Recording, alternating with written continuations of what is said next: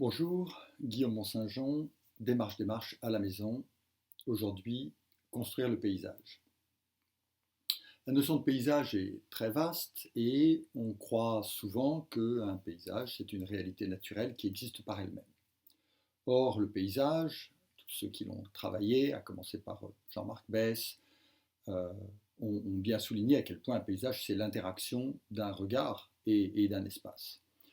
Et ça me semble particulièrement marquant en matière de marche, de marcheur, de traversée et de constitution d'un paysage. Donc il s'agit bien de construire le paysage et la marche en est l'un des outils privilégiés.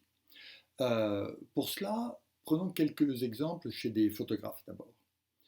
Photographes très anciens, les deux frères Bisson, qui dans les années 1860, on est donc au tout début de la photographie, se mettent en tête de photographier les Alpes et donc emportent les énormes chambres de l'époque sur les glaciers.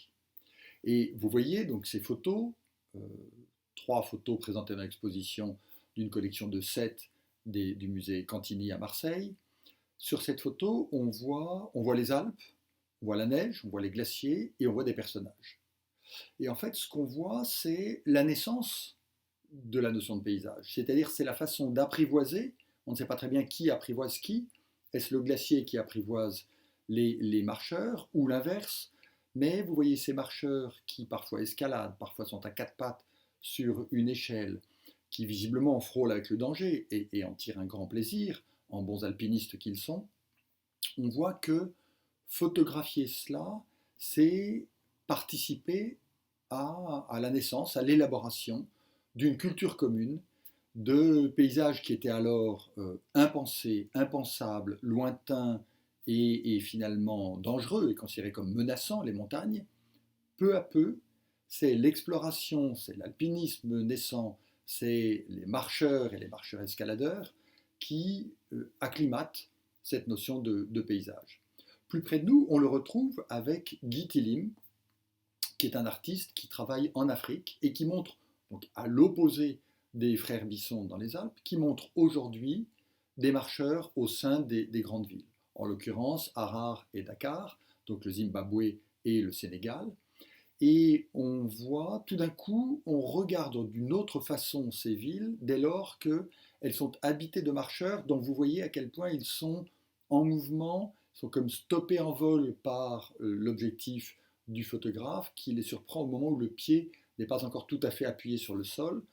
Donc cette dynamique de la marche euh, modifie en quelque sorte notre regard sur la ville, qui n'est plus simplement une architecture, mais qui est une ville habitée, une ville bruissante, une ville galopante, pleine d'habitants.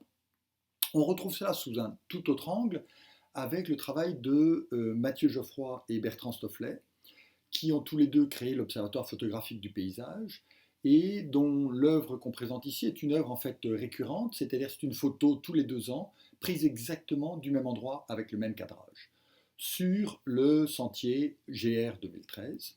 Donc ça se passe à Vitrolles et les deux photographes présentent donc la transformation du paysage. Donc présente la façon dont le paysage n'existe pas, ce qui existe c'est la superposition, c'est la modification, c'est l'intervention humaine par, et là ô combien le travail des êtres humains, les bouts rouges qui viennent s'entasser ici, donc des déchets, d'une exploitation industrielle. Donc on voit comment le paysage n'est jamais figé, mais ici, vous voyez dans l'angle en bas à droite la ligne du GR, et c'est le fait qu'on marche à plusieurs reprises. Un GR, c'est un endroit où on peut retourner, où beaucoup de gens marchent. C'est donc cette superposition, ce renforcement qui fait naître cette idée d'un paysage commun. On retrouve cela également avec L'Abri d'Aude Lerpinière et Ariane Wilson. Les deux artistes ont conçu, pensé, réalisé, fabriqué ce fameux abri qui est une tente qu'elles portaient sur leur dos au cours du pèlerinage qu'elles ont mené à bien toutes les deux en 2004 dans l'île japonaise de Shikoku. Vaste pèlerinage, très ancienne pratique, 88 temples, 54 nuits. Et ce qui est montré dans l'exposition, c'est d'abord une série de 54 petits polaroïdes qui montrent l'abri in situ chaque nuit dans un lieu différent. L'abri lui-même, qui n'est rien d'autre que la carte géographique en quelque sorte sur laquelle chaque responsable d'un temple vient apposer le sceau et vient marquer en quelque sorte le lieu, de telle sorte que l'abri devient la carte géographique, devient le témoignage de cette circulation et de cette île. On pourrait presque dire que l'abri devient l'île elle-même. Donc vous voyez qu'on est aux antipodes d'une marche qui permettrait d'explorer un paysage qui existe déjà. J'ai pris là des exemples différents d'artistes dont le travail lui-même dans le temps, dans la continuité, permet de faire émerger et peut-être de transformer le paysage. Donc la marche est aussi un outil et une forme d'activité qui participe à la formation du paysage.